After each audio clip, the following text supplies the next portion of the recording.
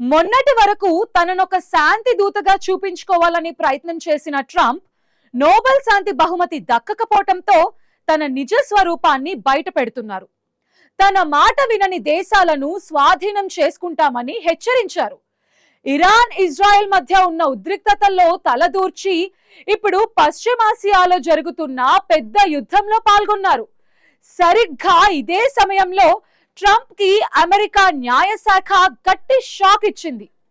వివాదాస్పద లైంగిక నేరగాడు Jeffrey Epstein కేసులో భాగంగా ట్రంప్ కి సంబంధించిన కొన్ని అత్యంత కీలకమైన నమ్మశక్యం కాని పత్రాలను బహిర్గతం చేసింది. ట్రంప్ గతంలో ఒక మైనర్ బాలికను లైంగికంగా వేధించారన్న ఆరోపణలు ఇప్పుడు అగ్రరాజ్యాన్ని కుదిపేస్తున్నాయి. ఈ వివరాలు గతంలోనే బయటకు రావాల్సి ఉన్నా కావాలనే తొక్కిపెట్టారా? ఈ యుద్ధం కేవలం ఈ వివాదం నుండి తప్పించుకోవడానికేనా? అసలు ఆ మహిళ చేసిన ఆరోపణలేంటి? ఈ స్టోరీలో చూద్దాం.